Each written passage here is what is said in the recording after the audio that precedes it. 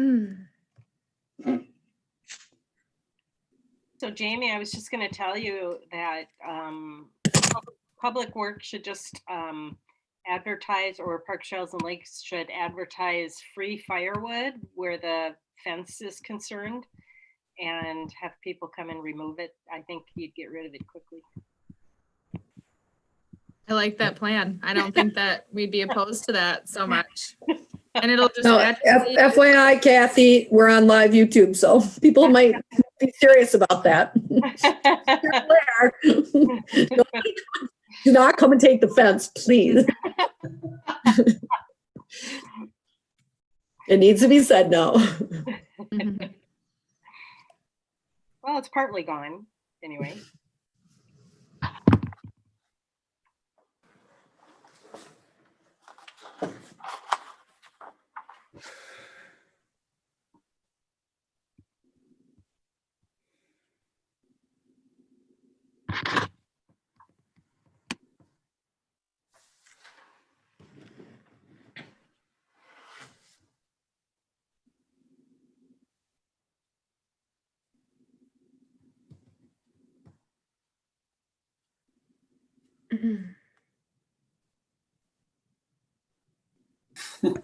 Karen, thank you for helping us with links.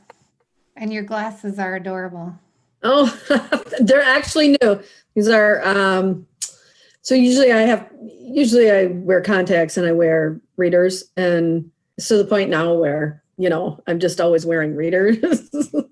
And so I decided to make my regular glasses kind of crazy. They're cute. First super crazy pair. And then the insides of them has, I don't know if you can see, it's like neat. texture. Yeah. Yeah, they're kind of sassy. Well, I mean, I'm not going to say it fits my personality, but maybe. Good evening, everybody. I'm just doing a quick sound check. Hello. Hello. It's good to see you all. Wish we were in the same room. We are. Yeah. Right, you're right. one big virtual room.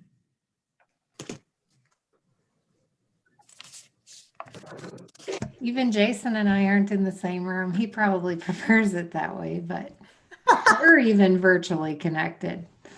Gary, I almost thought that was going to be the case. If we had the link not come through, I was going to send them up by you. I don't know. I think he'd instead drive to City Hall and sit next to you. Yeah.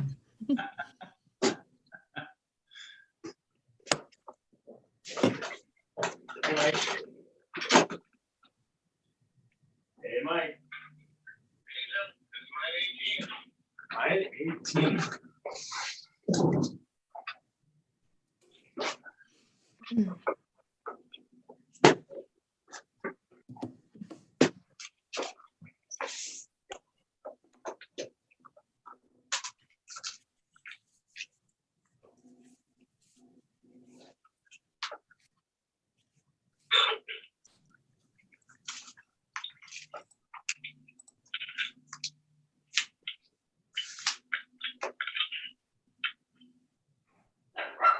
If my dog barks, I'm sorry.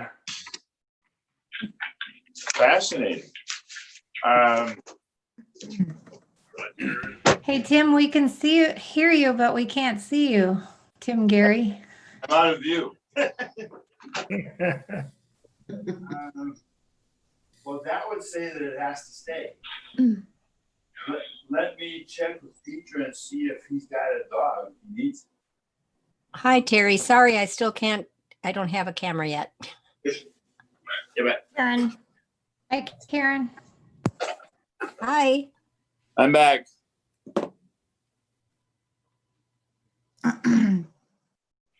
Hey, Mara. hello, Mr. Gary. How are you? Doing well, and yourself? Doing well, thanks. Good, good. Hi, Mara. Am I not muted? I hope.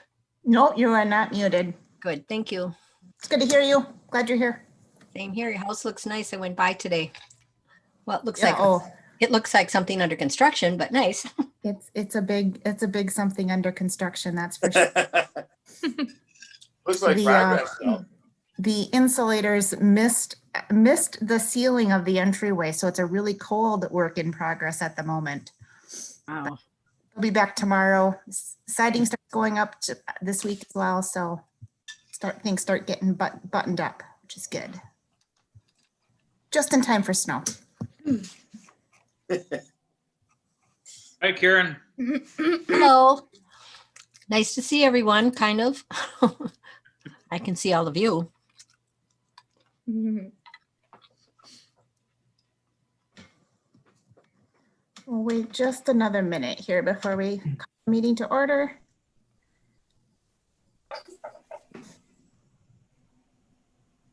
I can see that we've got a quorum of council. I don't have a full roster of Parks, Lakes, and Trails in front of me, but Terry, do we have a quorum of Parks, Lakes, and Trails as well? Looks like it. Yep. Okay.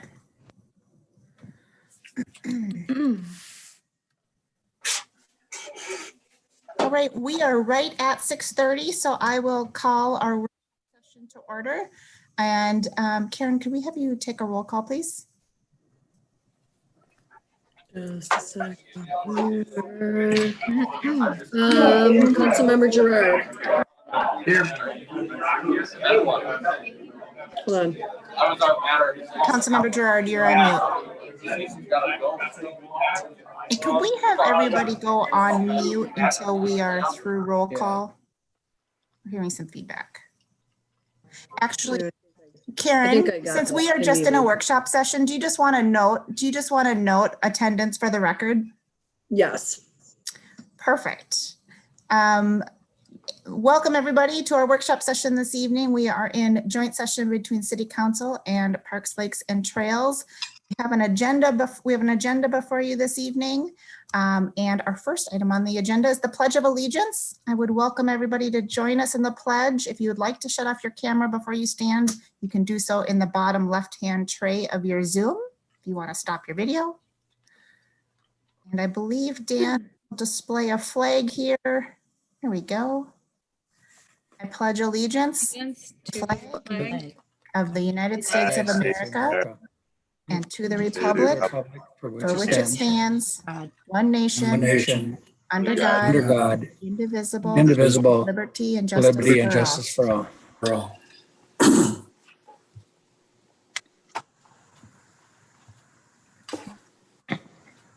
We do have an open forum on the agenda for this evening. Karen or Dan, did we have anything submitted for open forum?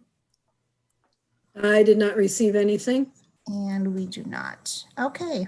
With that, we are going to move right into Parks, Lakes, and Trails Commission presentation. I think, Jamie, you are getting us kicked off here.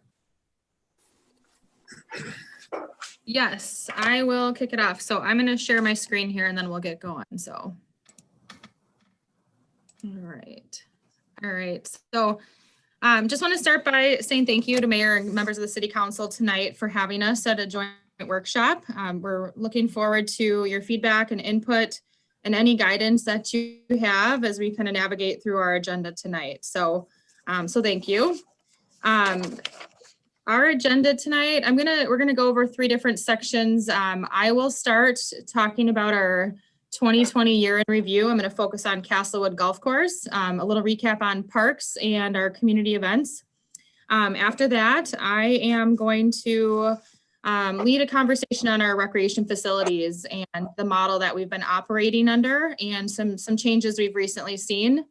That will include Castlewood Golf Course, our Forest Lake Senior Center, and our athletic facilities. And after that, our chair of the Parks, Trails, and Lakes Commission, Terry Steenblock, is going to walk City Council through our 10-year plan and vision for Parks, Trails, and Lakes. So before I get going, just a note, I will stop after each section of the agenda, and we will do questions, comments, feedback on each section before we move forward to the next one. So just so you guys know kind of when to keep your questions, comments, and at any time, if you have anything, I'm open to as we go. So with that being said, we are going to jump into a little recap of the year we've had here in Forest Lake for Parks and Recreation. It's kind of difficult to think back to the beginning of this year, but if you do, we started this year seeking out a new manager for our golf course. And so in January of this year, we released an RFP, and we did have a lot of challenges with that, but we were, in January, we didn't have any responses to an RFP. So that led us to February. We were in a really tight schedule, but we were able to really look at, have some further conversations, and we got Foursome Golf Management to the table and talked with them about the details a little bit further. And we're fortunate to negotiate a contract with them that we signed in March. So that was the first few months of this year, was really getting our golf course operations, a new management company, and really getting that on track. With that being said, obviously then we were hit with COVID-19 pandemic just as we finished that process. So in hindsight, that was helpful for us as we transitioned to a new golf course manager. It allowed a little extra time for us to get that transition set up so it could go smoothly and be a successful year. There were some restrictions in place in March that golf courses could not be open due to the pandemic. But Foursome Golf did a great job getting set up and ready. So as soon as the restrictions were lifted, the golf course could be opened. And so we did open our course Saturday, April 18th. And I did note here, we will close on Saturday, October 31st. So it was a really great year. COVID was a great thing for golf just because people could do it safely, socially distanced. And so we had a really, coupled with nice weather, we've had a really good year at the golf course. We were fortunate to retain some of the former participants, but we also attracted new ones. So really happy with the work that Foursome Golf Management has done. And a couple other exciting things were we did receive special legislation from the state of Minnesota. So we do have a full on-site liquor license. This was delayed a little bit due to COVID, but we are excited to see that come through in the summer. And we are working on the new clubhouse design so we can better provide social distancing as we move into the spring for next year. So we're looking forward to wrapping up the year and talking to Foursome Golf next month and hopefully talk about a new contract with them. Moving on to just a little recap on parks in general. It was definitely a very different year for parks due to the COVID-19 pandemic. It required the city to really adapt almost on a daily or weekly basis to figure out what we need to do to keep our parks safe and accessible to the community. So our initial response was we closed all the playgrounds as we had to learn more about what this COVID-19 meant and what we needed to do to keep things safe in the community, to follow guidelines and restrictions.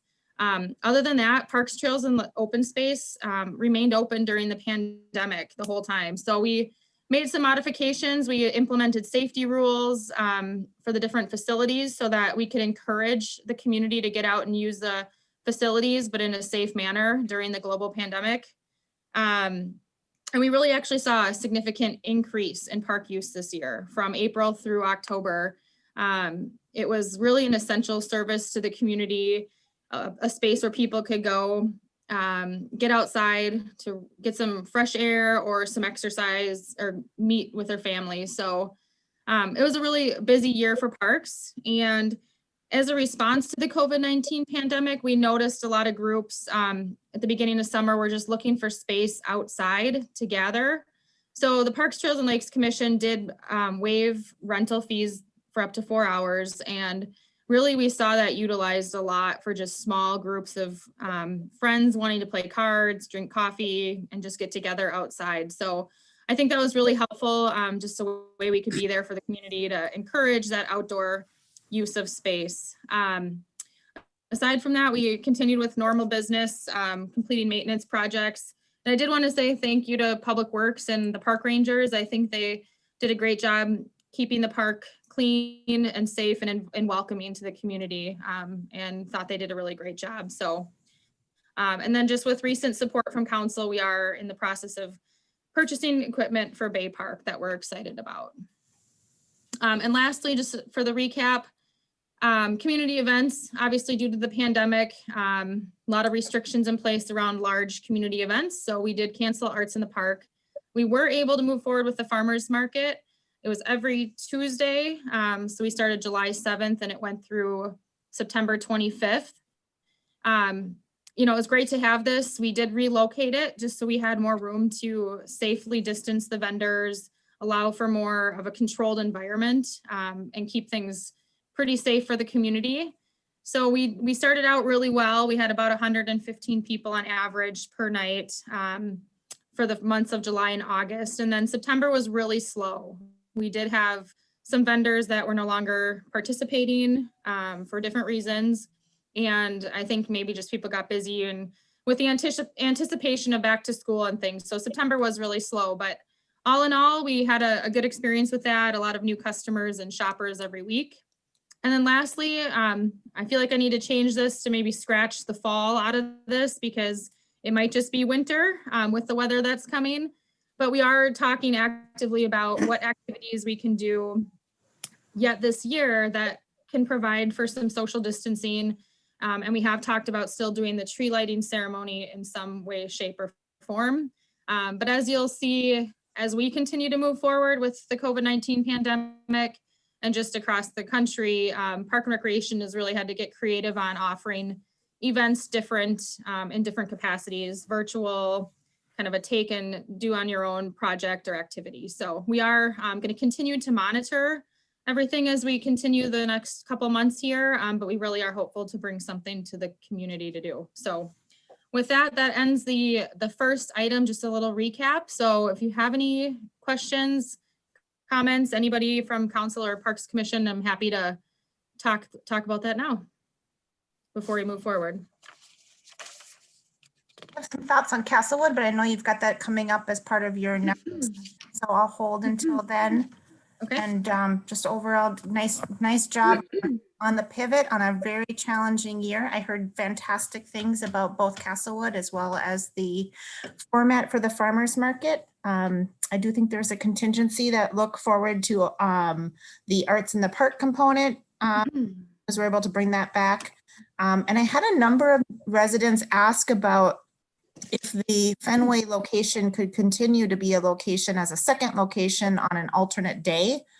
I don't know if we have capacity to do multiple farmer market locations. There was perhaps a different group that was a different residents group that was attracted to that second location, and they liked having that in their community and being able to walk to it. So I think that location selection was good, and certainly people appreciated being able to have the option.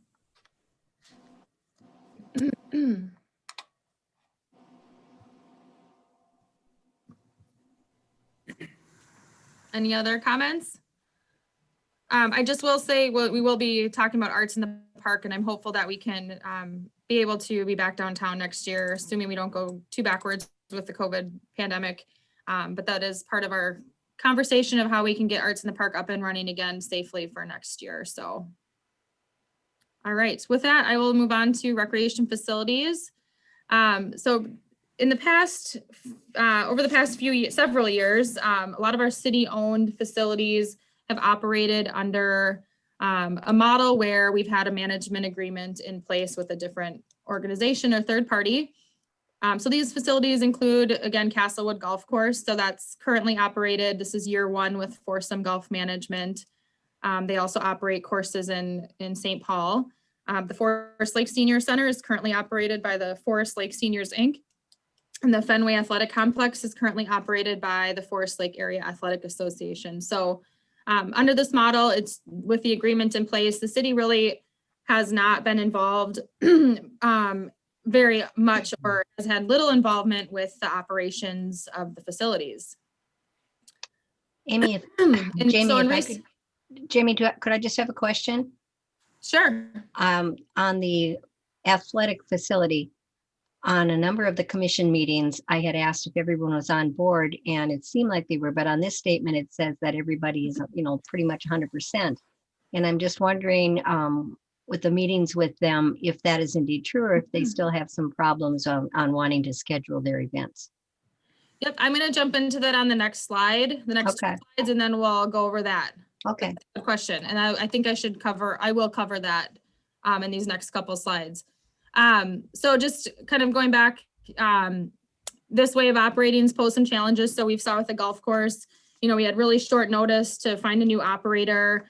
We had very limited reporting or some gaps in the reporting to really understand true utilization of the facility.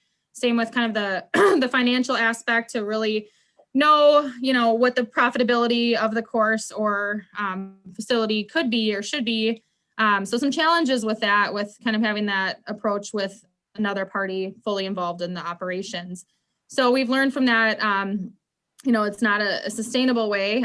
Most recently, we're also going to talk about the senior center, but again, you have one group running it, but then as soon as something changes within that organization, so in this case, the retirement, then, it leaves the city in a position to try to figure out how things have been running on a short notice and to find a new model for that. So we've evaluated all three of these models, all facilities, so we can continue to deliver high quality recreational services in the community. So this has been kind of, as Karen mentioned, the city staff and the Parks, Trails and Lakes Commission have, talked about this, and we've identified a new model for how we can run these facilities in the future. And we have talked with each organization or group. So I'll move to the next slide here. So talking about Castlewood Golf Course, I'm going to keep this one simple, just in the fact that we do want to discuss and negotiate a new contract with Foursome Golf Management once we review the financials for how this year went. And based on our last report, we're, pretty optimistic that it's going to be a, very good situation for the city. So we'll wait for those final numbers to come in and then share that with both council and Parks Commission. But really, I think a big difference with this is that we've worked really closely, from myself and Patrick and Dave Adams in Public Works. We've worked more in conjunction with Foursome Golf Management and had some collaboration on some of the things, whether it's Karen, she's been fantastic at getting our weekly emails out and helping promote the golf course, and just all those little things that we've tried to do to really expand on that and just more collaboration together. So we're going to hope to continue in that model. And for the sustainability piece, hopefully we can secure a longer term contract, or at least discuss that as an option. Yeah, that was my question on this one. Sure. I know we had to do a 1-year contract just by nature of all of the unknowns and the timing. Mm-hmm. What's our request going into the conversation? Are we looking for a 3-year contract or something? What is our requested term? Yeah, we haven't talked a whole lot about the term, but I know briefly we've a longer term, 3 to 5 years, I think, obviously depending on what the contract terms and negotiations would look like. But I think from a sustainability point, it'd be nice to identify or solidify a longer term contract. So that'll be part of the conversation, or a 3-year term with option to renew beyond that. Right. I would certainly support that. And then if we do end up in a shorter term contract, like a 1 year, have information exchanged on recognizing it is COVID and businesses all over the place are challenging. What's predictable 1 month, it might just not even be COVID, it might be a 2020 thing. What's predictable 1 month is not necessarily the same the next month. So if something were to happen with that operator, do we have better visibility to, mailing lists and tournament play and some of the leagues, that if something went wrong, we would be in a better position from a data standpoint? And if I can appreciate that this last contract maybe had to be done quickly and maybe didn't have all of those elements in it, negotiating that into the next contract, I think would be helpful. Just again, if something were to have to transition, that we would be in a better position than we were previously. Yeah, that's a good point. And I would say that I think we are, from a data standpoint, in a much better position with very detailed information, and we can get it, fairly quickly within the day. Perfect. Within the hour. So But yes, making sure we look at all of those items, and I feel like we are better positioned with a better true understanding and picture of what, you know, the capabilities of the course, especially as we continue to hopefully expand and just continue the momentum we have going. Yeah, I think just observationally, I think there were a lot of limitations this year with the, you know, the, well, with COVID first and foremost, but, you know, just entering into that contract so late in the season. I mean, oftentimes you are doing your recruiting for tournaments and things like that for the following year, you know, the year of operation. And I do believe that there were some conversations, you know, with different organizations about coming in and doing tournaments, limitations just in, you know, not being able to share carts and having access to enough carts to run a tournament. I mean, just simple little logistical things like that, I think presented some additional challenges in terms of programming out there. And I would expect, you know, just having met Zach and his passion for, well, not only the game of golf, but for Castlewood in general, I do believe they're really enjoying themselves there. And I would expect that he would have probably a plan in place should everything come together contractually with them. So Jamie, are we just looking at Foursome Golf just extend their contract for 3 to 5 more years? Or are we going through the whole RFP process again? At this time, I think the conversation has been to start with Foursome Golf Management and see if there's interest in renewing a contract. Sounds good to me. Thank you. Yeah, and if I can add to that, it's the possibility of getting somebody else to run the golf course is probably very small based on our first effort. So we would like to, and they've done a good job. So I think it's in the city's best interest to continue the relationship with Foursome Golf. I concur. All right, so with that, I'll continue on. The Forest Lake Senior Center, again, this has been operated under the Forest Lake Seniors, Inc. And with the recent retirement of the Senior Center Coordinator, Sharon Lundquist, who's been in that position for, I believe it was 11 years. She's been running the day-to-day operations hired by the Forest Lake Seniors, Inc. So she has recently retired as of October 1st. So it's another situation where, you know, we're looking at what do we do and how do we you know, fill that position and what does that look like? So the city is going to become more involved in the programming and operations. This is going to kind of fall a little bit more under the city of Forest Lake, which is really what you see most commonly in other communities. The senior center and the operations do fall under the city. So the conversation we've had with Parks, Trails, and Lakes Commission will really be responsible for recommendations on how for the operation and the use of the facility, with a lot of guidance from the Forest Lake Seniors, Inc. They're going to turn into more of an advisory group. So really, we're going to lean on them for what people like or do not like. For example, you know, they love getting their newsletters, so we're going to try to continue that through the rest of this year. So little shift there, but it's, again, just to recap, the Forest Lake Senior Center is gonna run under the city. We'll be more involved. And again, the Parks, Trails, and Lakes Commission will kind of oversee that area of work and bring recommendations to City Council.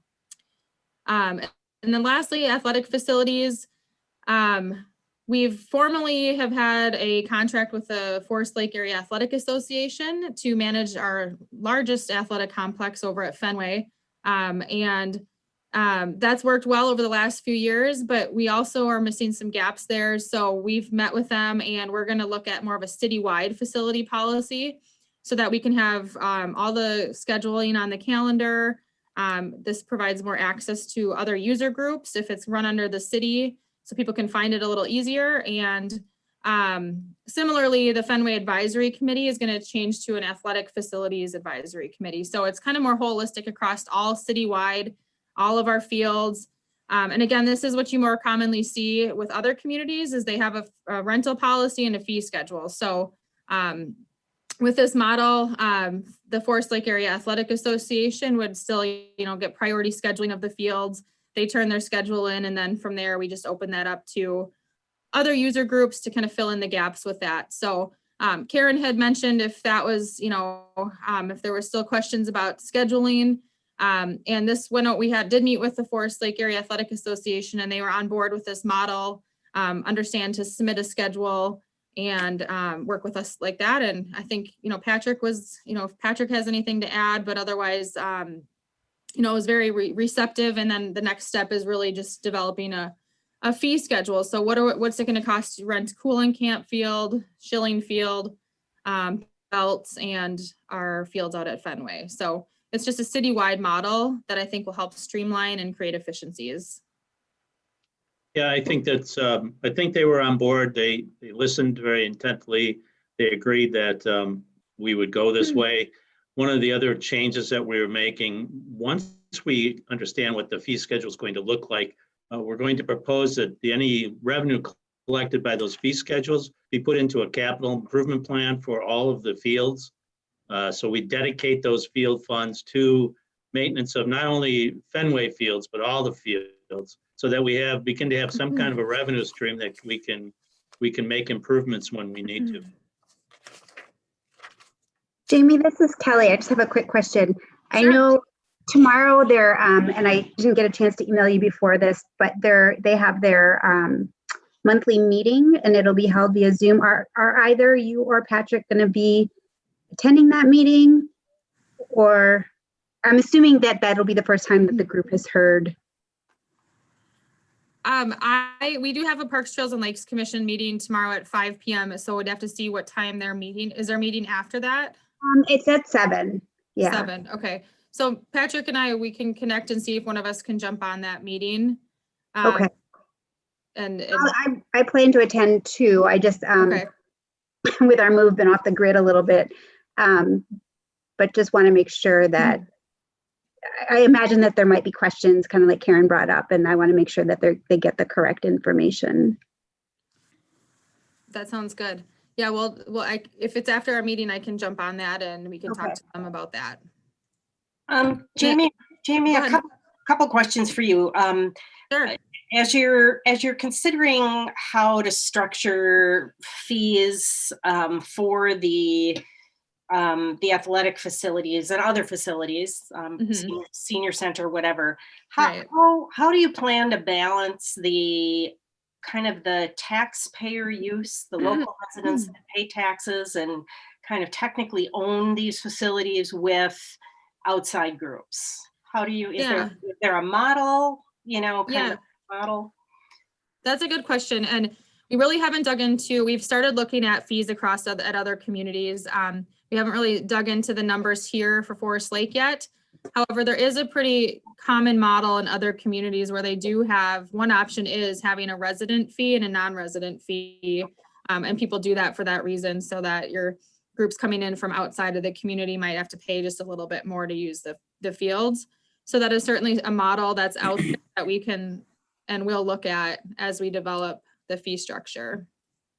Also, when you construct one of these fee structures, you also can then you give favoritism towards the community groups. So people who are in the community, they get first shot at a reservation, or like Jamie said, a lower rate, but that's another way the model may be constructed. And then one question on the senior center. I know there's kind of a combination of relief and anxiety with the senior board over this decision. And I use the word anxiety loosely, just, I mean, change is hard sometimes. And so I know you're kind of talking about the Parks, Trails, and Lakes being responsible for recommendations on operations and use, and the senior center serving it as an advisory committee. And just my comment would be, I really hope that we can kind of work together really collaboratively with that group. And I think you did mention that a little bit, but I just want to reinforce the importance of that. I think they really do have a sense of ownership there. And at least initially, as we're kind of starting to maybe transition away from the current model, just to be sure that we're for lack of a better term, heavy-handed there, in terms of, dictating and mandating what kinds of things are going to occur in that space. So, and then is there any update on the 501c3 issue with them? Yeah, they have to, part of what we're doing is we're transitioning the bookkeep, accounting, payroll, and all that to the city's finance department. They have to have a board meeting and have all those funds transferred. And then there has to be a decision whether that 501(c3) stays in place. And if it does, then who the officers of that 501(c3) are going to be, whether it's, some of the members of the senior committee, or whether it's some members of the city, or a combination of both. So those are the details we have to work out still. Okay. We're moving carefully, not fast, not slow, but carefully. Okay. Because it's getting a little more technical than we first thought as far as transferring funds and taking over 501(c3)s. But also, we understand, as you mentioned earlier, that there's some delicate ways we should be doing things and approaching this transition. And we still also have to figure out what the long-term look of the management and operation of this, and how much the city does versus how much the board does and volunteers and things like that. So fortunately, with COVID, we're kind of been, not to say lucky, but lucky, because of the reduced programming. It allows us to get into this a little bit easier and not have to panic like we did with the golf course. That's great. Thank you. And Kathy, just for a little reassurance, the individuals I've worked with so far at the senior center, I've made it clear that I'm relying on them and depending on them to advise me on what I need to do, and I'm helping to facilitate the transition. And that really, I've had a couple hours of rundown of the Forest Lake Senior Center, so I'm not an expert in it, and they are. So I am going to continue that conversation and make sure that they know that this is still their operation, that I'm just helping guide this process until we figure out, like Patrick said, the long-term plan, and we'll work together with them in conjunction. So. And I know you will do a lovely job. You always do. I will try my best. Jamie, I just want to mention that the athletic facilities recommendations that you've got going here, I think are a good thing. In years past, I know that there's been some issues with reporting, and this will help a lot. And so the city actually knows what's going on. So I think you're on the right track there. Thank you. I think it'll help. Like I said, it's a citywide, solving the problem citywide. We don't have any scheduling software currently for any of our other fields, and they're available first come, first serve. But we've really had some nice improvements out at Cooling Camp, and that's a nice little athletic complex in itself. So it's really helping develop a sustainable model and approach for all of our city facilities. So I think it's going to really make things more efficient and streamlined moving forward. So. Jamie, I know this is on your mind, but just to reiterate, I think one of the keys for success for this transition with athletic facilities is going to be multiple levels of conversation. As you know, the FLA board, the FLA organization is incredibly complex. It's a large organization with lots of parties. I know that there's been a meeting with leadership, but getting knowledge transferred from leadership to the executive board, to the full board, to down to the individual sports is going to take multiple rounds of conversation. So I would just keep engaging and just keep asking, who can we talk to? Who can we talk to? Because I think, there's an organization-wide level concern, but then there's down to the tactical concerns of the individual sports. And I think we're going to have to be at the table for that to be a successful transition. So I would just, I know this is already on mine, but we just need to be diligent and just kind of be there to answer the questions and partner with them in a very expansive way, because they're a large organization. Thank you, Mara. Thank you for that. Mara, I couldn't have said it better myself, and that's the concern I have. They're a special group that have given many, many thousands of dollars and taken care of thousands of kids. And it isn't to say that this might not work. It's just going to be very, very delicate to make sure that none of us are at the top pounding anything down, that we're working together on this, because I know it can work. Yes, and those are good reminders as we continue to move forward. And that was the parting conversation we had, was what are the next thing we just need to know, what are the fees going to be?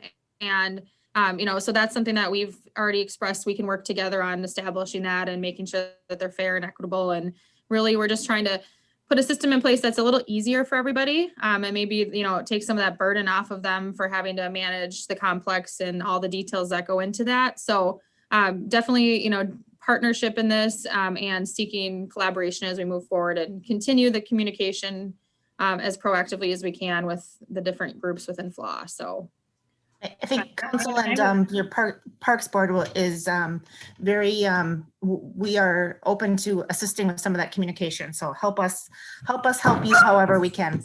Okay. And I would build on Mara's point, as you're considering the composition of that athletic facilities advisory committee. This may be a great opportunity to kind of take a look at how that organization cascades down and engage maybe a member of each of those individual sports groups in some or part of this, somewhere along the way. So I think that may assist in a smooth transition as well. All right. That sounds good. I'm just going to finish one more slide here, and then if there's any other further questions on recreation facilities. So don't need to touch on this too much, but there's just a lot of benefits that kind of, as we talked about, increase the public's opportunity to use the facilities. We'll be a little more involved for some more of that reporting and, information that's helpful for the city to understand. Should we be in a situation again where we're needing to be, involved more, expanding opportunities. And as Patrick mentioned, and this is one of my key points that I wanted to touch on as well, is developing a revenue stream dedicated for future improvements in all of the facilities. So we're going to do that for all the different facilities we talked about tonight, and leveraging our resources to be efficient and just, allowing us to be proactive. And as the city continues to grow, we need to be ready for that. And so we can best utilize the facilities and have it be a service to the community. So with that, that is the end of this little section on our recreation facilities. Are there any other questions at this time? I have just a tactical budget question that I should know the answer to, and I didn't have a chance before this meeting to look at it. Are we on the status of the overall Fenway, the Fenway fund, the interfund borrowing? Is that paid off or? Yes, it's paid off. It's paid off? Paid it off at the end of last year. So we started this year without the debt of Fenway. That debt is paid off. So hallelujah. All right. Yeah. Onward. So we're gonna start saving money. Reinvesting money, right? Reinvest. Yeah. That's a good way to put it. Hearing no other questions, I'm going to turn it over to Terry Steenblock, the chair of our Parks, Trails, and Lakes Commission, and she's going to lead through the 10-year plan. So Terry, I'm going to let you share your screen. All right.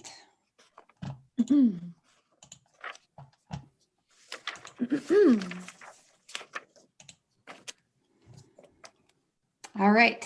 Hopefully you can all see that and hear me okay. We can. Awesome. All right.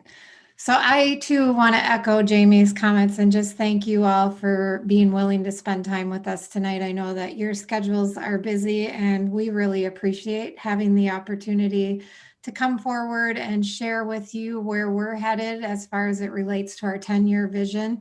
We are going to be looking for your feedback tonight to help guide us and direct us in the right direction. So we appreciate any insight that you want to add tonight. I would also invite any of our teammates on the commission to speak up and interject at any time as well as we go through the next few slides here. So first of all, I want to start just by talking a little bit about our mission and vision. And I'm not sure if you guys are like me or not, but I am a little bit of a park geek.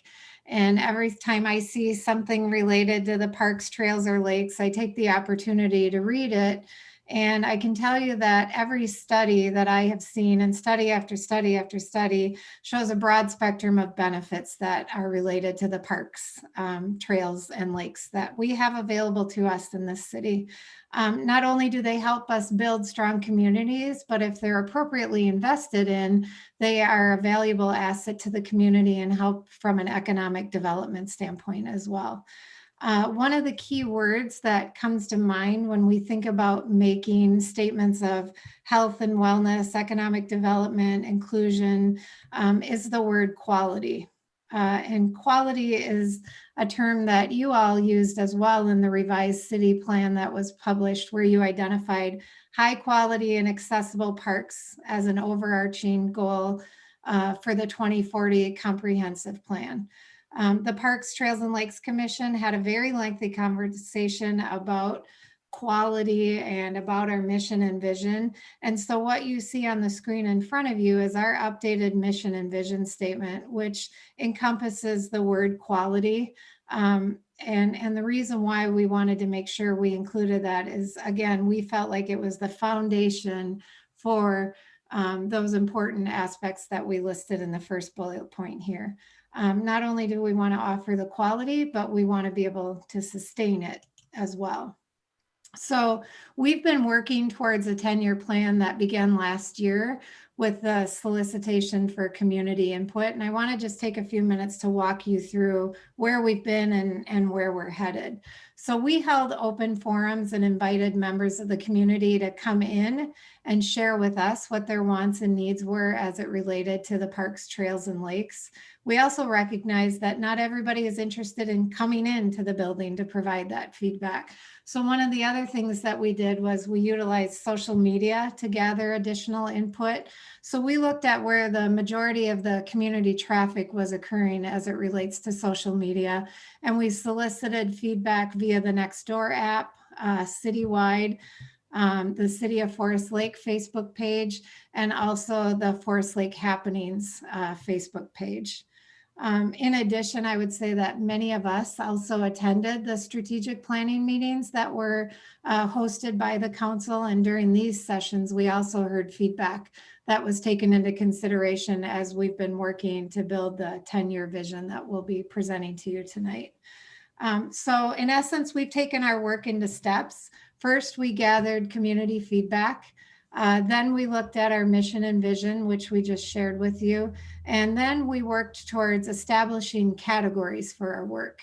And on August 12th, we met to identify the priorities that fall into the different categories that we identified that we'll be talking about tonight. So on this screen in front of you, you see the 6 categories that were identified and discussed by us. I'm not going to spend a lot of time on this slide because we'll talk about each one of those 6 categories as we walk through the initiatives. The only thing I would note is that what you see here on this slide aligns with elements of strategic plans that are in place by parks and recreation departments across the country. There are also categories that were represented in the Minnesota statewide comprehensive outdoor recreational plan.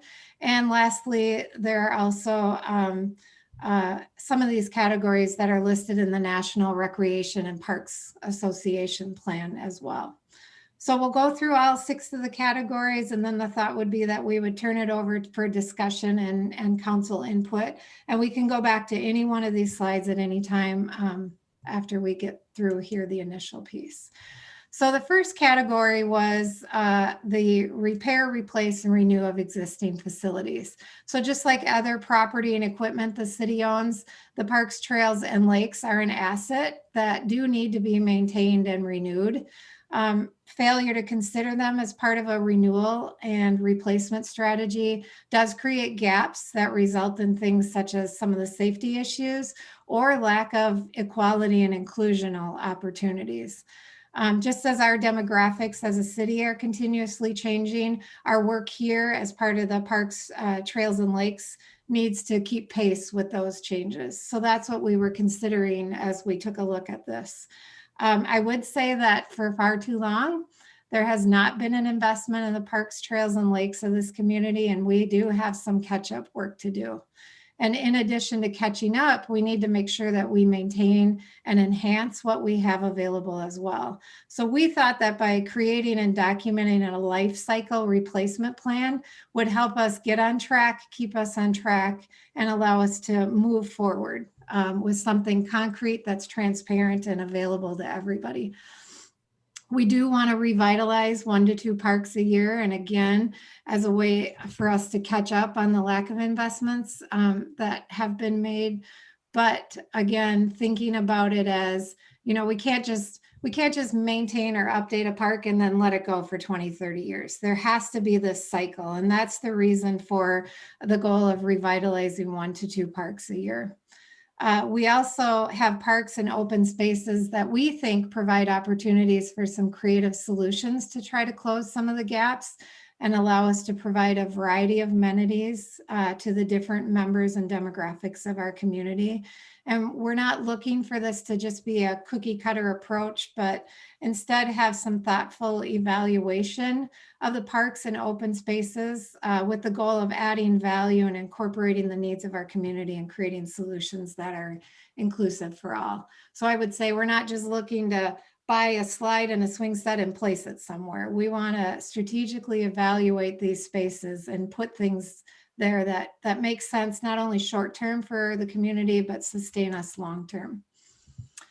Our second goal or category was the development of new parks and trails. And when we talk about our second initiative of development here in the trails, I often think of a psychiatrist from Columbia University.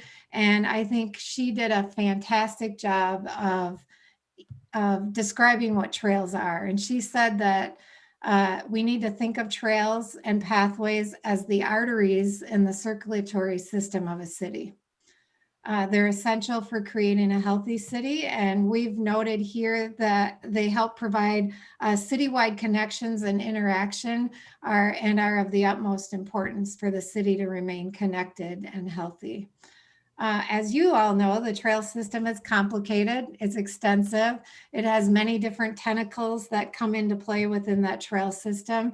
And so we plan to have a workshop that is, or probably multiple workshops that are dedicated solely to a recommended trail development program, incorporating all of the trail specifics for the city. So we're looking to identify a multi-use trail that enables the connection of the parks and the neighboring communities. We also want to look at developing a looped trail system with an existing park. So when I think about that, I think about something similar to what Columbus Park has in their main park. We also want to take a look at technology and implement technology or other solutions that allows people to conveniently and quickly know where our trails are and how they can connect to them and where they end up when they connect to those trails. And then one thing I think that is missing as we look at the Hardwood Creek Trail that could potentially be a safety issue is appropriate lighting. And recognizing lighting is expensive, but maybe necessary safety factor for us to consider, we would like to explore some alternative energy sources that are available for lighting the trails. Outside of solar, there are some other alternative energy sources that are available that we would be wanting to take a look at there. Carrie, can we do feedback on each of these, or yeah, sure, whatever works for you.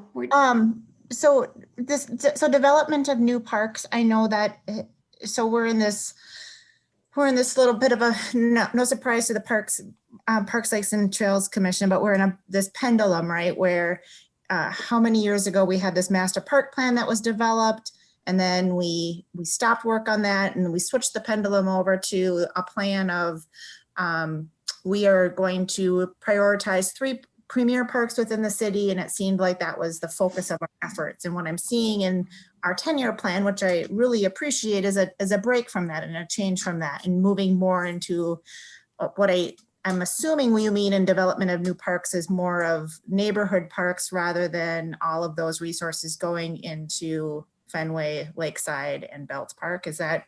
You are correct. Yes. So I support that, but I also recognize it's a change. And so is one of the items, and I don't see it on here, there's a timing, and maybe it's already starting to take place as new housing projects are taking place, and how we use parkland dedication dollars, and if we are requesting land or if we are requesting dollars for that. Is there a time when we make that switch? How does that kind of get built into this 10-year plan from a tactical standpoint? Because I think a big strategic item, and until we start using those resources differently, we're not going to have the resources to do what you want to do. So, and maybe that's a question, Jamie, Patrick, when does that kind of switch best get flipped, and when do we start planning for those dollars differently? I'll check to see if Jamie and Patrick want to answer, but I do want to throw in something from the commission. And I would say that every time we have the opportunity to evaluate whether we would take land versus the park dedication funds, the commission as a whole does have that conversation. I think it's going to be really important that the land that is offered up, if we're going to take that land, it needs to be quality land that allows us to make appropriate investments on it. So I think that's a fine line, and it's a delicate place that I think we'll have to take a look at. So I'll again, we'll open it up to Jamie or Patrick, but I just wanted to share that insight. Well, you're absolutely correct. A lot of it, unfortunately, we haven't had to make those decisions lately, at least in the last couple of years, because we haven't had any newer developments.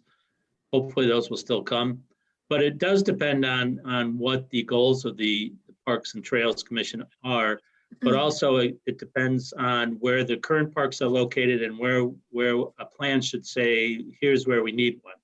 So, my philosophy is you should always look at land first. And the reason you look at land first is because land doesn't regenerate. It doesn't come back once it's gone.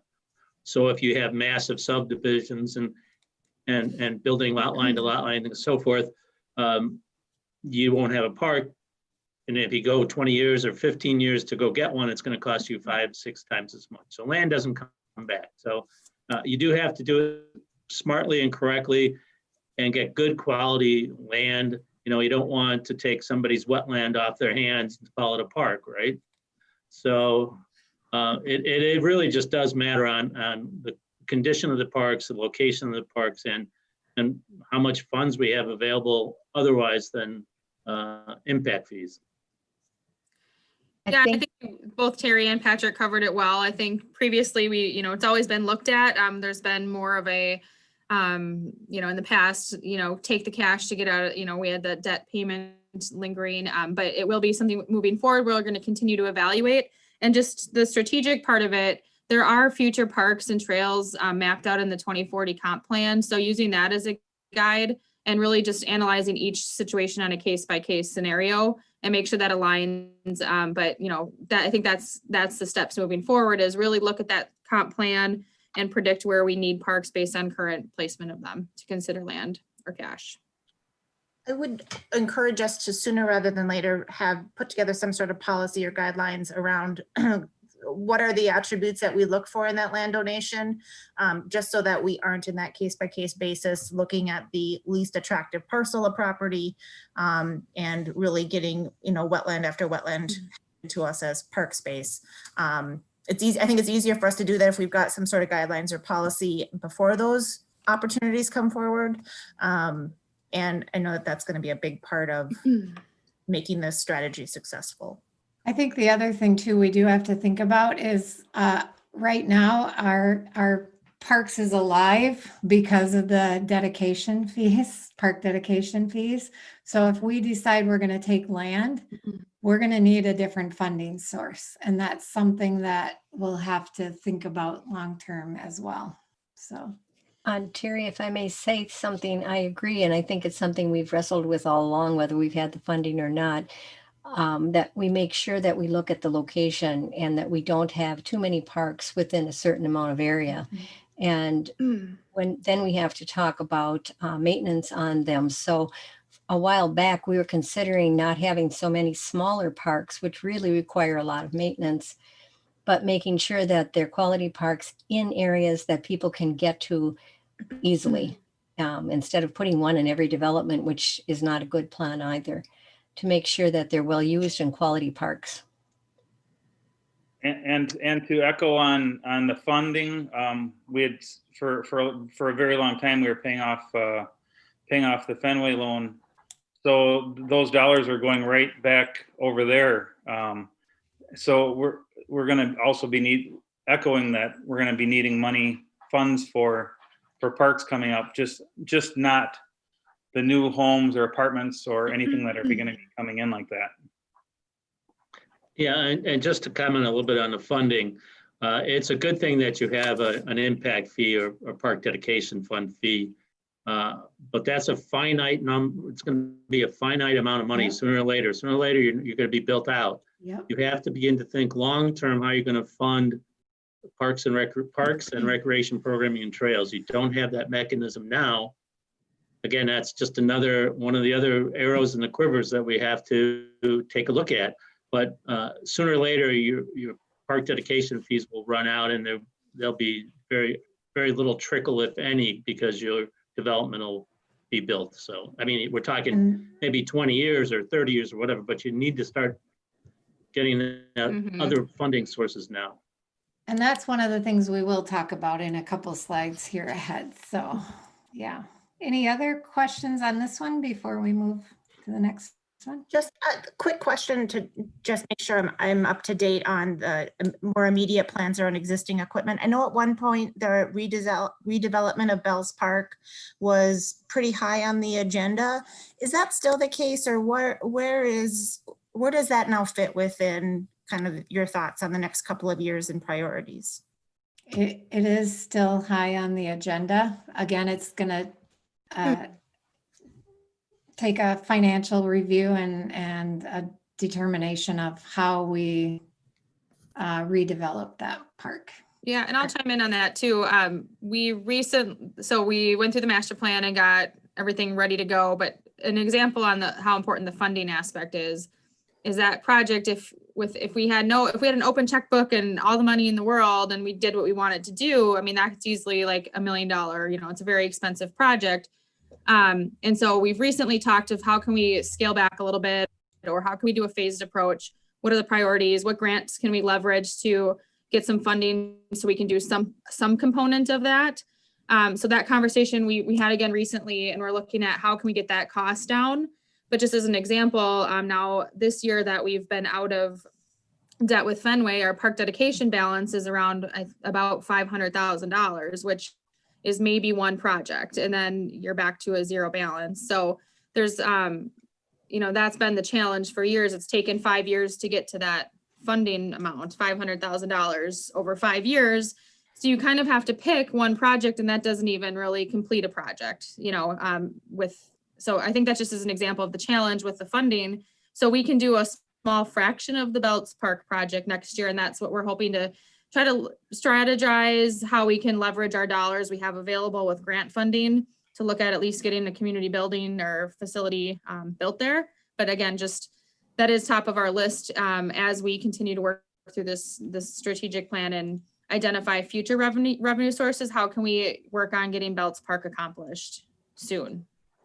Jamie, are you or is somebody keeping in touch with Rotary on progress and discussions? Because that's going on a couple of years now, or it will be a year and a half since the funds were raised for the project.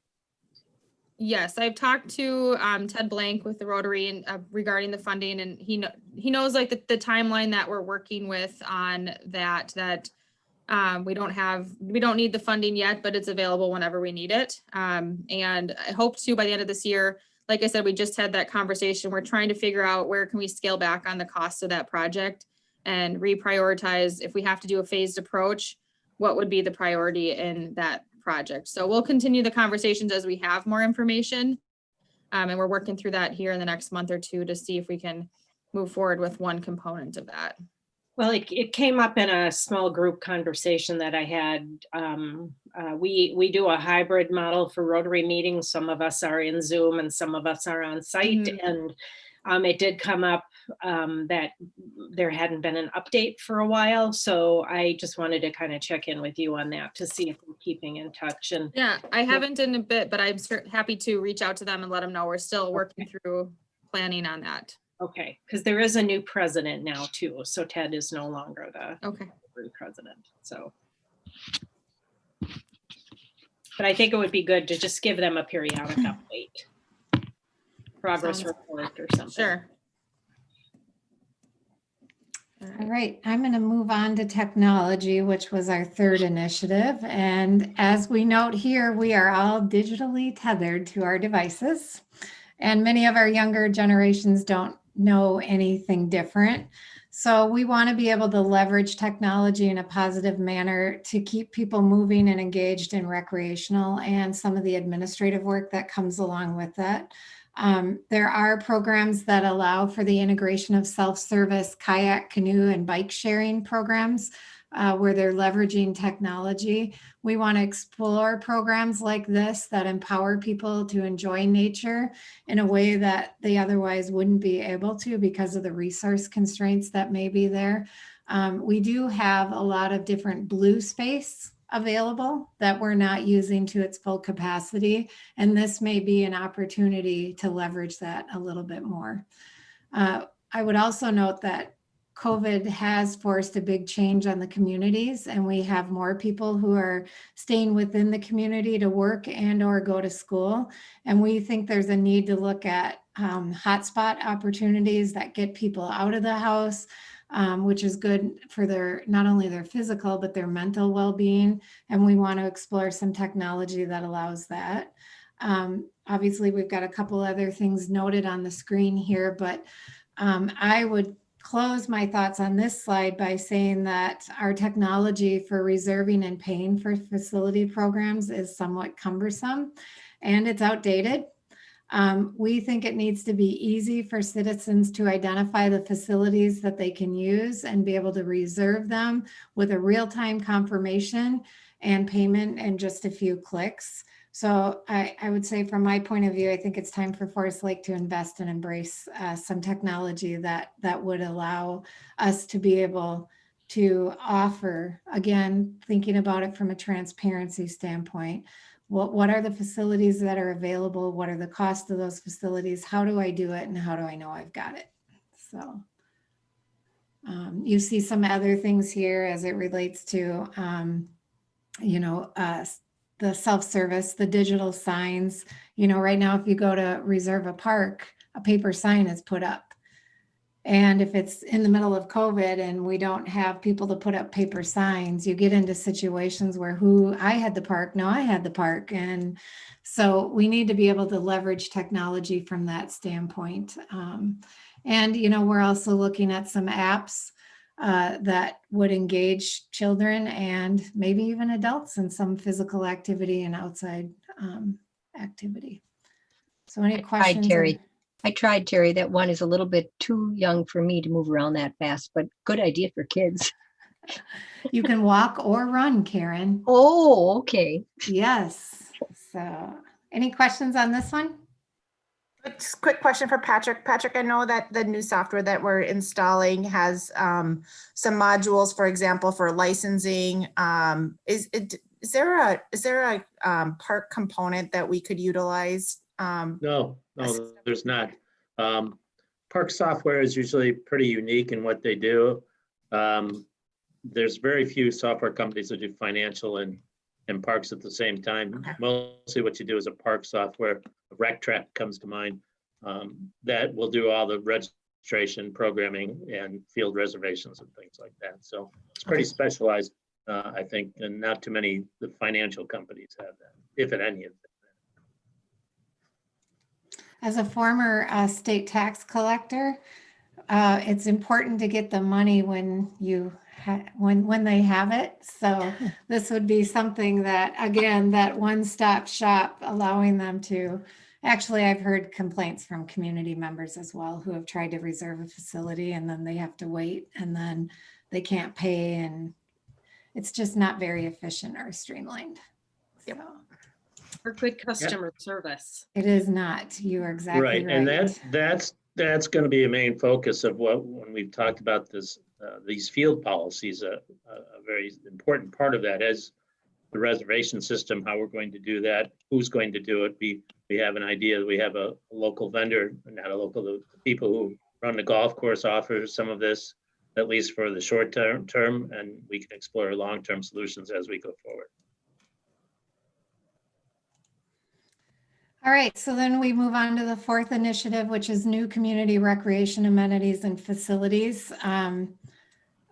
I think the foundation has definitely been laid for significant success in this area. I think streamlining the premier facility opportunities we have is the first step in that endeavor.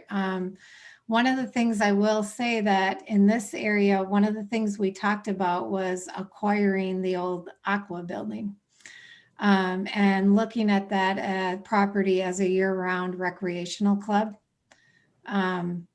You know, if you think about the users of our city, this could be a potential solution for the senior center. And we could either repurpose or sell that building potentially. We have the North Star Trail that cuts through Forest Lake and across the lake. So we've got some snowmobiling opportunities. We also, I think, have some problems with the congestion at the main part of Lakeside Park. It's congested. We don't have the parking. So this would potentially allow us to diversify some of our lake traffic to different points of the lake. It could be a great facility for generating some revenue as it relates to reservations that we don't really have available to us today. And again, could consolidate many of the organizations into one area and allow us to, like I said, potentially repurpose or sell some of our facilities. So again, one-stop shop, premier recreational destination, could allow for some partnership with restaurant opportunity here where somebody wants to rent. A restaurant company would want to provide just some simple food, like you used to pull your boat up to the dock and jump off the boat and grab a burger, that kind of thing.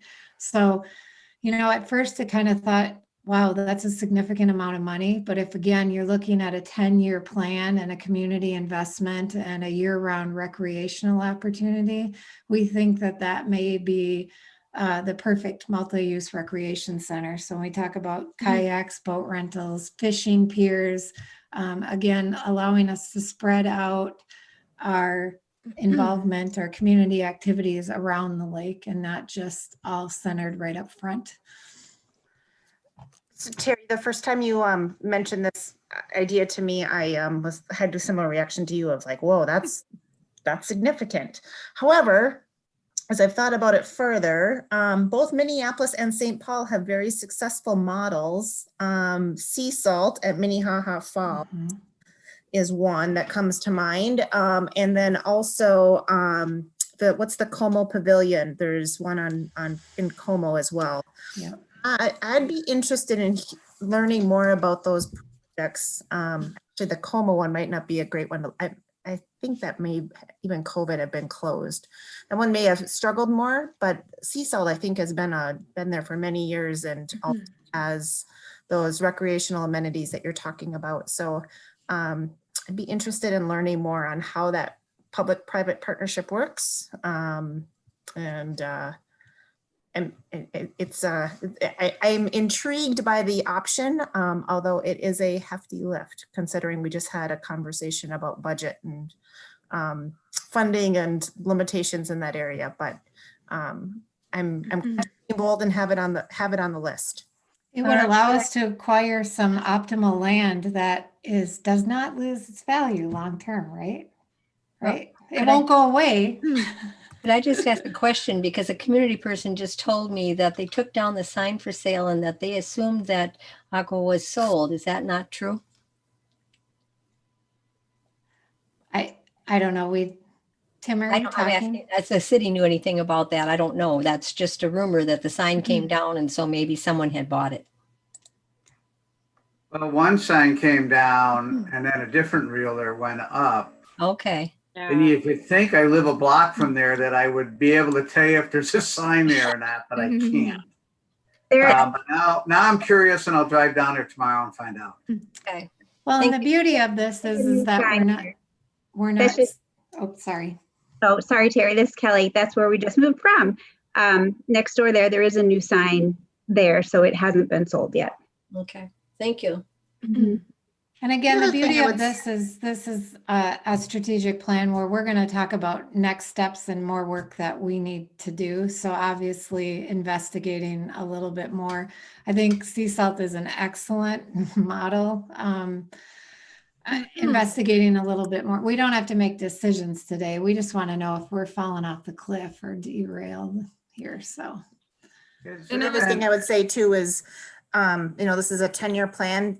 Properties are going to change hands over the course. And so while it might not be the one that's on the screen, while there's not a building like the former Aqua building elsewhere on the lake, there are certainly other properties available where the similar concept could work as well. So.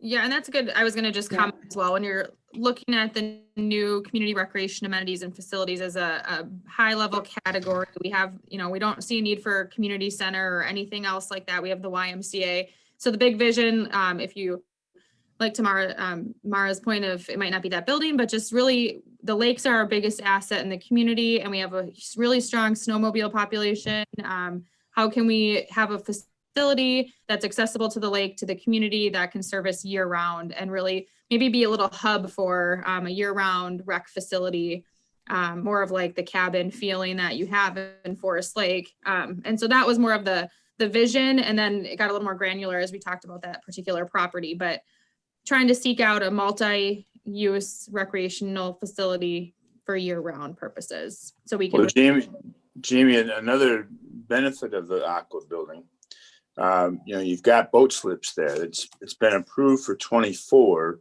and they have dockage for 20 right now. So presently this year they've been renting those slips out for $1,600 for the season, and so it's a nice way to generate $26,000 to $30,000.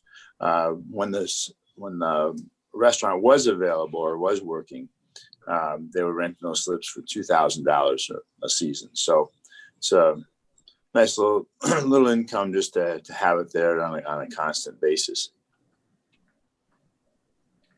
As long as we're on the lake, there's two parks on North Shore there. One's got a sign, one's the Magic Hidden one there. I don't know what street that is, if it's North Shore, part of North Shore Circle. Any ideas if we want to do anything more with them? The one's really just wooded, not used at all. And the other one's got a sign. Yeah, and that would go back to one of our first initiatives of really evaluating and looking at what makes sense there. Is it something as simple as a short path, or is it something where it's a little bit more there? I think a piece of that is looking at what makes sense to go there that allows us to diversify and encompass some of the different demographics of the city. But I also think we need to take into consideration the people around those areas as well, and the residents, and parking and all kinds of things that need to be looked at. So I would say that is on our plan to take a look at them, but as far as what we would put there, it would be too early for us to make a commitment. Thank you. Yeah. Terry, has your team considered community gardens at all in some of those smaller parcels where there's pretty high density neighborhood, probably a little bit smaller lots. They may not have enough room of their own, to do something like that. Some of those lake lots can be pretty small, and kind of surrounding that area. Just a thought, as a way to really kind of make use maybe of something that's sort of tucked out of the way like that. We can definitely write that on the list, I think, and consider that as we look at it. Yeah. All right, now that we've talked about our you'll notice there's no city campground on here, but can't have everything, right? Okay, so I'll move on to, we're almost there, community events and programs. So for many people in Forest Lake, the community events may be their only exposure to what Forest Lake has to offer. And again, it's a great opportunity for us as a city. So in addition to the efforts like the farmers market and arts in the park, we're committed to offering 4 signature events each year. And again, I think if COVID has taught us nothing, it's the importance of offering programs that allow for face-to-face integration and the opportunity to interact virtually. My personal opinion is I don't think it's either wise or healthy to wait for things to go back to normal, because I'm not sure what normal is going to look like in the future. And I think this is an opportunity to really make sure we're on our toes and are offering events that allow us to pivot quickly and allow us to encompass our, again, citizens, regardless of where they may be or what may be happening in their lives right now. I use Eagle Brook as a perfect example of that. There's an organization who had both face-to-face and virtual, and I think they pivoted extremely well during COVID. We want that for us as well in this area. So we would want to explore whether or not it made sense to have a virtual option that could be successfully delivered to the community. You'll also notice that we're looking at it, developing a sponsorship program. We believe that there are individuals and businesses and local nonprofits who are very interested in investing in their community. And as such, we have to create a sponsorship program that, again, is transparent. It's easy for them to understand how they invest in the city, what they receive as a result of their investment in the city. And if we proactively build a sponsorship program that's available to anyone, then it allows the city to have a seat at the table as these organizations are going through their regular budgeting process. So we don't want to miss out on this opportunity. Again, depending upon what the organization or the business or the individual is, they budget at different times. So we want a program, again, that's available and gives us that seat at the table. Questions or comments on this? All right, so our last one is the staffing and the partnerships. Obviously, the current staffing situation of the parks, trails, and lakes is not going to be able to implement this 10-year vision as it is right now. And we recognize the addition of maintenance staff for the maintenance issues related to parks, trails, and lakes. And we appreciate all of that. But we think there's another step here that needs to happen. And really, if you think about it, to date, there's been no investment in additional resources to help maintain the programs or implement new programs or manage additional duties that have been added with what I would call the smart decision to realign the facilities. But we're continuously in a mode of rob Peter to pay Paul. Not to mention that we have no sustainable succession plan in place here. And that to me is a significant risk on both fronts. So we are going to be recommending additional partnerships with organizations that have similar missions and goals.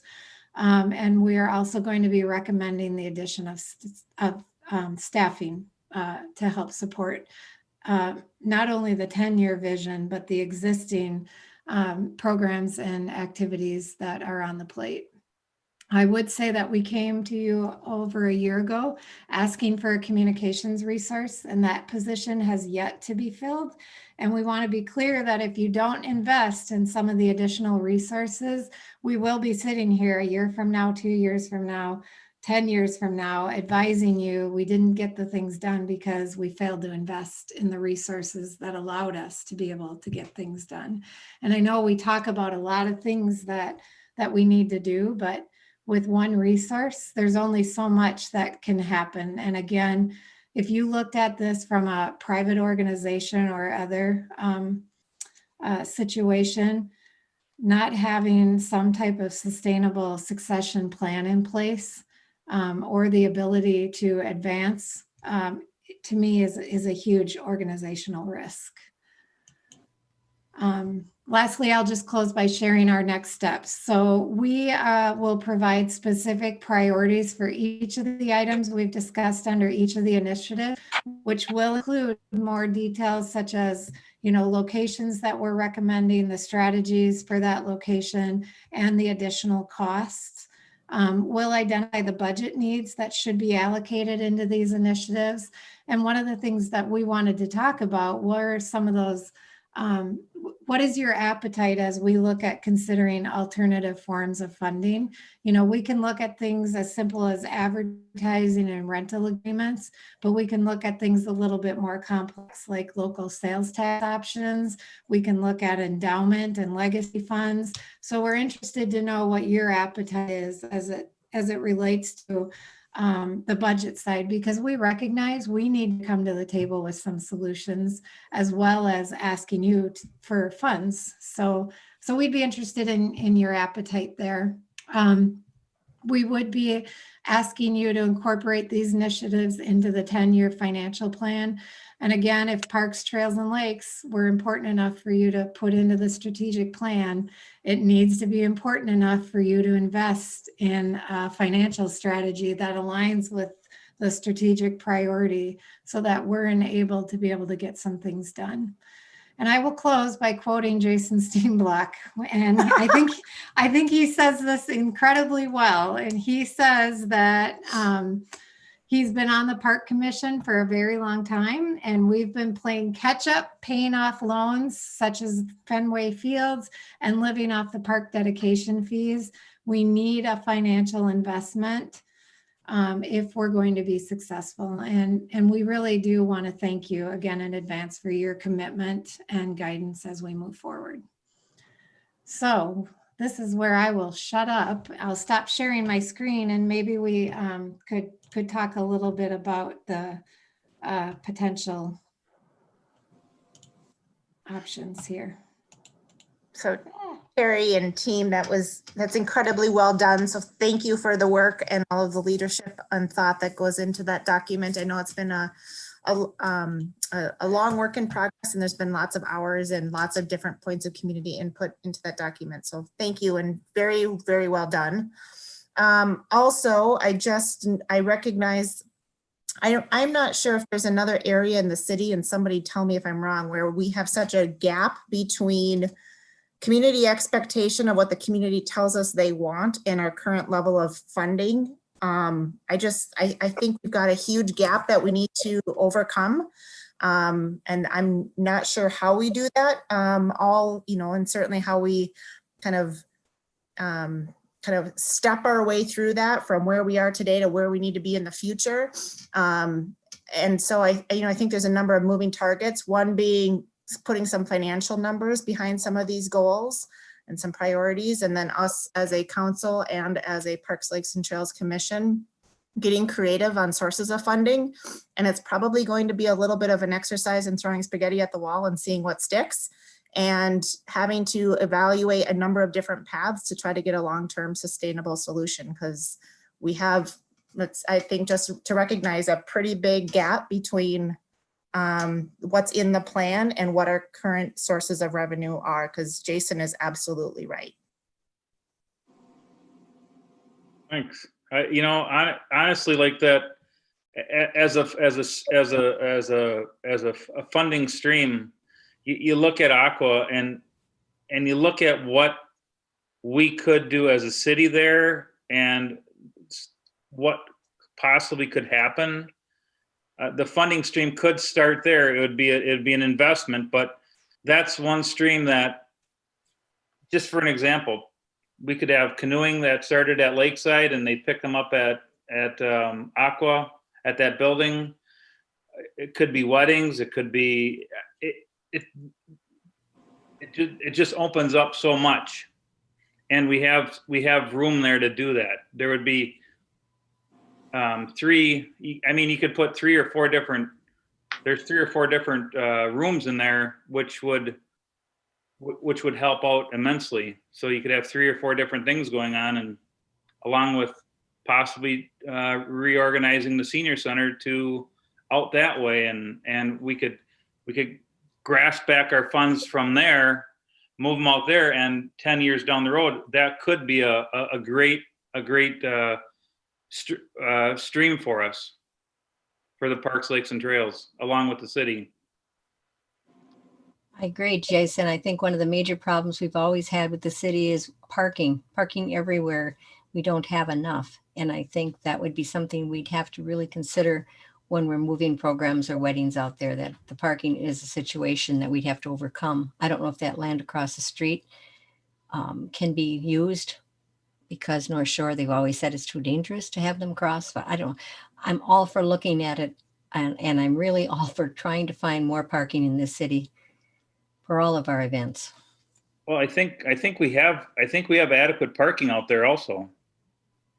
The beauty of tonight's meeting isn't, we don't have to solve this problem tonight. We as a committee can take that back and do some more investigating and research. Yep. Yep. I agree.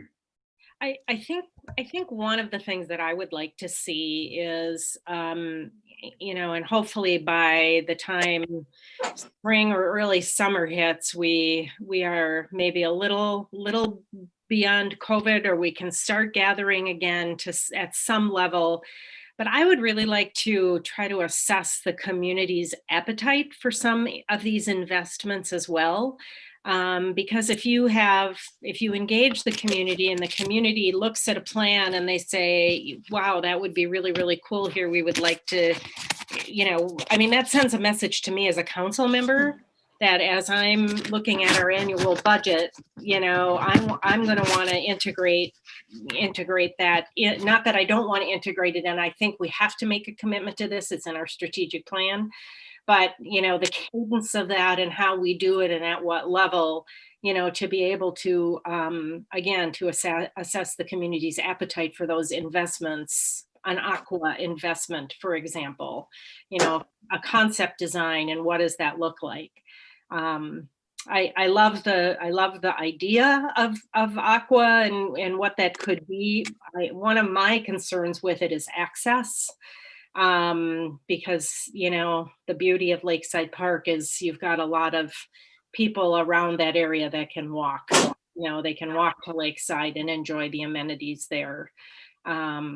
So I'm a little lukewarm on that, but I can certainly ponder it a little bit. But you know, that would be one way as well, you know, looking at a variety of potential funding streams, but you know, really trying to assess the appetite of the community to make those investments would be helpful to me as well. I think also, Kathy, to piggyback off of that comment and that thought around a community's appetite, I do think it would be helpful to understand community's appetite as it relates to funding. So not only just the assets, but how do we fund? Because there are a number of different models, you know, just, you know, general fund is a model, user fees are a model, or appetite around some sort of a sales tax or something that would be a special revenue source that we haven't considered within the city. I think just getting communities' understanding and appetite for those, but I think rather than just talking, nobody likes taxes and nobody likes fees. So rather than having it be that conversation, I think it has to be a twofold conversation on assets as well. Of, you know, you're having both sides of the conversation at once and getting some appetite that also provides all of us with some information that keeps these plans a little bit future proof, because at that point the community is engaged and it's not just one council and one Parks, Lakes and Trails vision that might swing as we, you know, through our lives come on and off these boards, but it's really something that's grounded in some solid community has told us that hopefully provide some longer term sustainability, longer than each of us being in these seats, that it's more of the community is invested and the community has spoken. Yeah, and I'll just mention something here too. You know, this, and maybe you've heard me say this before, but Elk River, Minnesota went through a similar process. And if you haven't seen the Active Elk River plan, I encourage you to look at it. I'm happy to send that link out. But they went through a whole process similar to this to identify what the recreation needs were in the community. A lot of community input sessions, which we've done. And then they really developed the plan. So They put together a website, a lot of detailed information about it, and they actually did do the sales tax approach in the community. They did a study first to understand what percentage of residents are coming in and out of Elk River to kind of gauge the impact for local residents. So they were very successful in developing this active Elk River plan. And I think as the Parks, Trails, and Lakes Commission, as we move forward, kind of following a similar model of let's pick, here's the specific trail development that we're going to focus on. Here are the 1 or 2 big projects, and kind of put together a package, a more firm final presentation to council with financial dollars attached to that, and say, if we had to pick our, in the 10 years, here's our top 5 things, and package it together from the information tonight, then we know what the total financial impact would be. And then to Mayor Bain's point, there's the general fund, there's a trail development fee we don't have currently, but some communities put that in. Looking at the sales tax and other opportunities. So taking the next step, I think, as Terry mentioned, is really packaging this together in a more final version for City Council, attach some dollars to it. But Elk River does provide a really good example for what they just did with their community and have done it very well. So I understand the path for some sort of a special revenue tax or like a sales tax. That path does require voter referendum. Is that right? correct. So we would need clearly community support to head down. But even just to gauge appetite, I think would be incredibly helpful, because I think what we may find some very clear direction of what is palatable and what isn't, and that Right. as a decision maker, that would just be incredibly helpful to know as we're kind of contemplating different options. I think one of the keys for us is to be able to, again, I can't stress it enough. There are not enough resources in this area. And so as you think about even the things that you're talking about right now and the capacity to take that on with one resource, again, we're going to be robbing Peter to pay Paul. And I think that the key is trying to help keep everybody motivated and engaged, and also helping to educate people that things may or may not be getting done that may be of a passion of them or a priority. Again, I'll look at the partnerships as we take on these new facilities. I don't know what the expectations are, but if we're going to balance all this with one resource, we need to set very clear expectations that it's going to take some time, or these are going to be the priorities, so that we're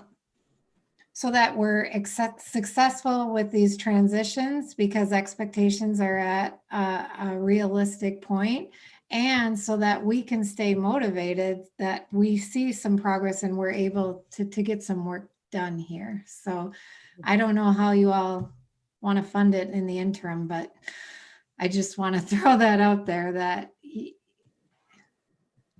the bar has to be set pretty low if we're not going to invest in positions. And again, Patrick and I have already had this conversation on the last meeting, but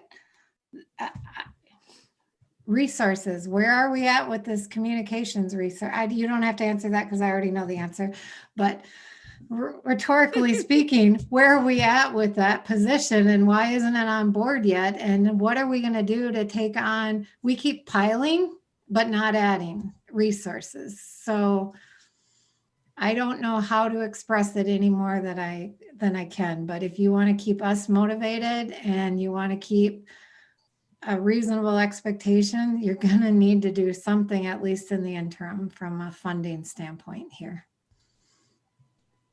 I think it. Go ahead, Kathy. Nope, go ahead, Paul. In our strategic plan that we did, the parks is the longest drawn out process before we really have a solid plan. And I'm kind of getting the impression here that everybody here wants to go now and not have the whole plan or a more solid plan put together, or am I misreading something tonight? I would say from my point of view, I know that it's going to take an investment in planning and work to get that plan going, but we're also trying to manage the day-to-day operations and the additional work that is coming onto the plate. You know, again, we're combining senior center, we're throwing in FLA, we've got policies and procedures that need to be updated. We've got other community organizations that want to be engaged and participate. We have activities that need to occur. So we need to do the day-to-day with also trying to create a long-term strategic plan. And you can only get so far on either one of them, right? When you haven't made the initial investment in resources. So I guess I'm trying to just be realistic that our plan might be outdated by the time we get our plan done. In that, you know, what happens day to day that needs to be done, and what amount of time can we dedicate to building this long-term strategy? Thank you for the clarity. Yeah. Yeah, I think we've got kind of the perfect storm, right? Even if you think about the time when we did the strategic plan, we didn't know at that point, we didn't know COVID was going to hit, but we also didn't know at that point we were going to have this trifecta of golf course and senior center and, you know, our field agreements. Those relationships have all, you know, in our work has substantially changed. And so Terry, you're spot on.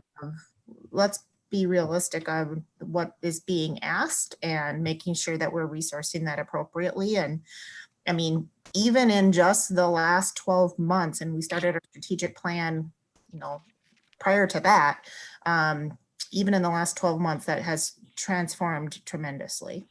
And then we've pandemic on top of it. So the point is certainly well taken. And these are good decisions. I mean, I think what we're doing with the facilities aligns with what the rest of the world is doing with facilities and how they are managed normally. So I'm not saying that they're not good decisions. They're good decisions and they make sense. But we have to long-term look at how we fund those and what we can get done. I'll get off my soapbox now. Yeah, I don't disagree with that at all. And I think we do have that front and center. I'm just not quite sure what the timing is on all of that. I know we have that position in the budget. We have another support position in the budget to kind of help with fields and maybe provide some support, setting up events and those sorts of things for Jamie in the budget. But I'm wondering if there isn't an opportunity for some, you know, you talk about technology being a priority. Is there an opportunity for a kind of a one-time investment in some software or something like that, that would, you know, especially as we're moving toward potentially doing all of the field scheduling, that'll be another thing on Jamie's plate. Could we take a look at what you know, an investment in scheduling software or some park and rec management software So who takes a look at that and who gets it implemented? Yeah. Is it Patrick? Yeah, well, let's go back here. So a part of what we've done with the golf course and a part of what we want to do with the fields is to organize it and get it to a place where we don't have to worry about it so much and we don't have to spend a lot of time. And it's actually a way to free Jamie's time from the confusion and the disorganization that these have been in the past. I think I mentioned earlier that we're going to have at least a temporary idea or fix of how we're going to using the scheduling software by people who run the golf course have scheduling software. That's our best and our fastest way to implement something like that without saying, Jamie, here, implement a new piece of software, which is, you know, you have to take a year to, you know, evaluate, put your needs together and go through a software purchase. So I think that is a positive step towards taking some of that burden off if we can get it organized and structured correctly. that Jamie won't have to worry about it day after day after day after day. I will agree that resources are stretched and need to be addressed, but I have the same comments from the police department, fire department, and all of those. So we have to prioritize. And I'm not saying parks isn't a priority. If it was me, I'm more of a park guy than you really know. But we have to judge all of those within the contents of the rest of the operation, and that's expensive. And if I had my way, I can add 35 positions in the next 10 years and cost the city another $4 million. But that's not going to happen but that's somewhat close to what the needs are.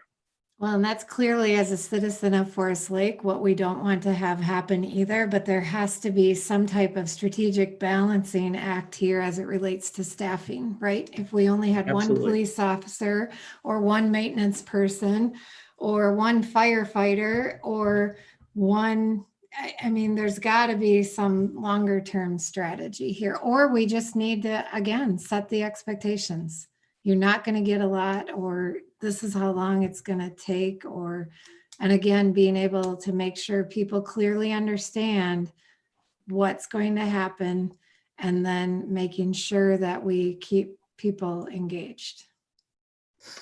And I agree. And I think that's one of the reasons why we identified a park maintenance worker this year to add that to the rotation so that we can better maintain the fields and watch over those and keep them up where they should be. And that was a need in the field, but now we have to address the need here inside the building, making that administrative part of it a little bit easier.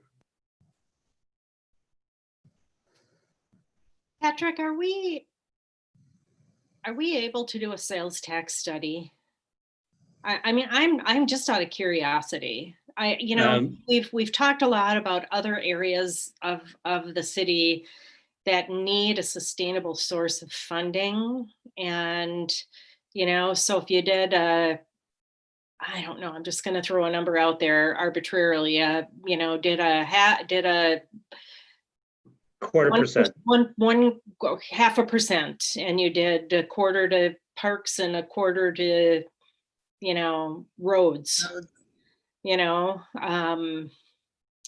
don't know. Can we take a look at it?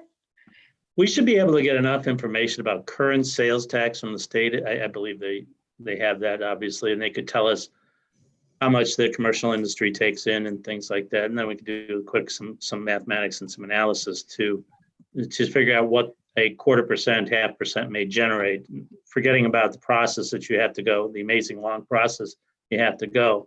But we can identify what the impact of that is. And, I think I've said this to a few of the park board members, is the beauty of a sales tax here is that we've got a huge commercial core out by the expressway.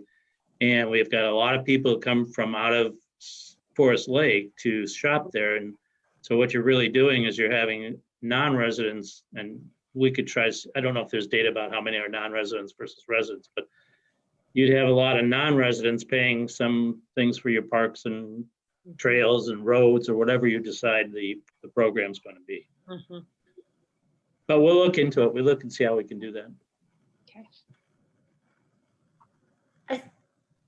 I think in the near term around just sustainability and timing, I think I'd look to Patrick, and I know we're council's getting ready to do a kind of deep into fourth quarter review of 2020 budget, and as we're planning for finalization for 2021, it'd be helpful just to recognize that there's been some substantial changes in overall needs in the positions, and make some recommendations on what we should do in the near term to make sure that we are adequately resourced.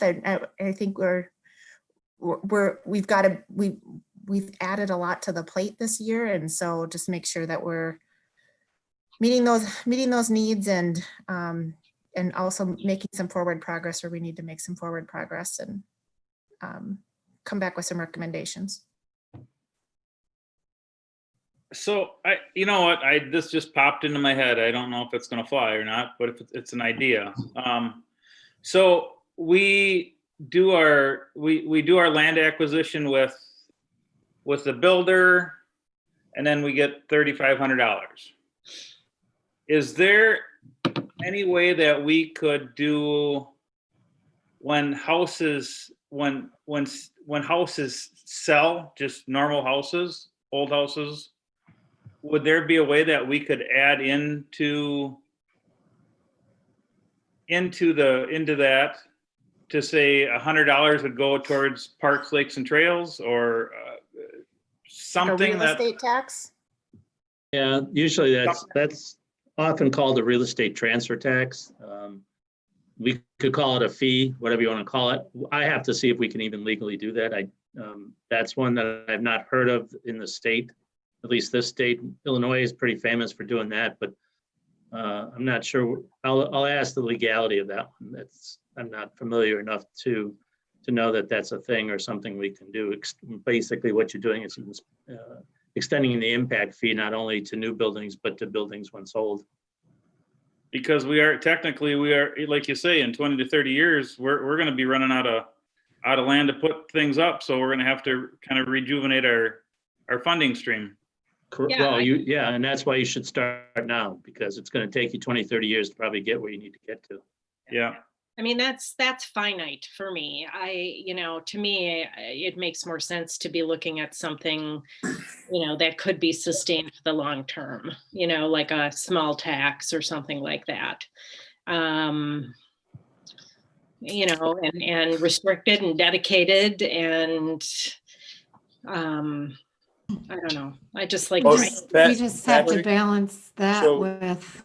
One thing that they do on real estate transactions, and a number of years ago, the DNR did it. They charged $5 for a conservation fee, and so every transaction, $5 goes to the DNR. Well, you look at that $5 and think, well, that's not a big deal, but then you look at, if you take Remax, Coldwell Banker, and Edina Realty, and you add together transactions, they have about 90,000 transactions. So you take those 90,000 times $5, now you have a fairly substantial amount of money. A number of years back, the state decided they wanted to locate all the wells. And so in every transaction, whether you're on city water or sewer or well and septic, there's a $50 charge, what they call a well search fee. And so, again, it's been going on for a long time. I'm sure they found all the wells, but it's now just kind of an income flow for the state. And I don't know what the ramifications are, how you would put, say a $25 or $100 fee for parks on something like that, but the state seems to be able to do that pretty easily. Well, and not to be cavalier, but that's because the state can pass laws and do things that they need to do. And, they can. and have restricted, the local have the municipalities kind of boxed in and making sure that they, unless you get special legislation, can't do a lot of other things besides property tax and local fees. So, but we'll look into all options as far as a local transfer fee or assessment against, we'll see what we can do. I mean, you can also have a special assessment but that's, there's lots of ways of different revenues we can look at, but we'll take a look. Yeah, and with that being said too, I think I took a lot of notes here of council feedback for next steps as we navigate through this. It sounds like continuing to firm up a plan and put some price tags to that plan. And alongside that, can start looking at and exploring some of those potential revenue opportunities so that we can gauge what those are and what the community might feel about some of those, if it would be some form of sales tax in the community.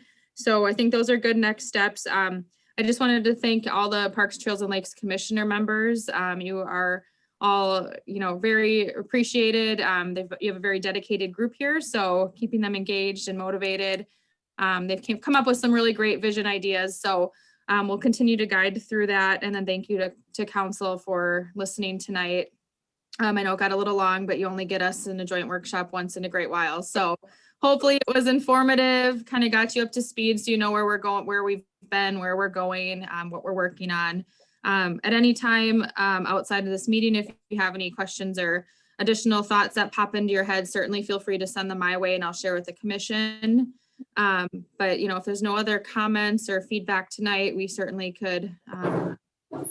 I think we've got a lot of good next steps that I can take and continue working with. So. Any other wrap-up comments or questions before we adjourn this evening? Thanks so much. I want to thank Terry for doing a great job of verbalizing what we're all about. And on my behalf, I would like to just thank everyone on the park board for all of the work they do. Sometimes it doesn't get noticed as much as some of the other stuff, but it's really, really important moving forward. I cut my teeth on the park board in the old town. That's how I first got started with community involvement. So I've been on this route for funding for a long time, so I can clearly empathize with that. But I do think that the council is very interested in upgrading our parks and doing a fair amount of work with them moving forward once we have a solid plan. So just thank you for everything you guys do. Very well said, Councilmember. Thank you. Thank you. I echo those comments, and also Jamie and Patrick, thank you for the day of all of what you do. And we, especially Jamie, we recognize you are a one-person show, so much appreciated. All right, well, thank you everybody for your attention this evening. I'm not seeing any other comments coming forward. I will entertain a motion to adjourn, and we will have to do a roll call vote for adjournment, so stay tuned for that. Is there a motion to adjourn? So moved. Second. I hear a motion and a second. And Karen, could we do a roll call for adjournment? Councilmember Gerard, Aye. Councilmember Husnick, Aye. Councilmember Munson, Aye. Councilmember Byström, Aye. Commissioner Gary, Aye. Commissioner Ramseth, Aye. Commissioner Miller, Aye. Commissioner Geyer, Aye. Commissioner Steenblock, Aye. Commissioner Moorhead, Aye. Chair Steenblock, Aye. and finally Mayor Bain. Aye. Thank you, everybody. We are adjourned. Have a good evening. Thank you. Bye.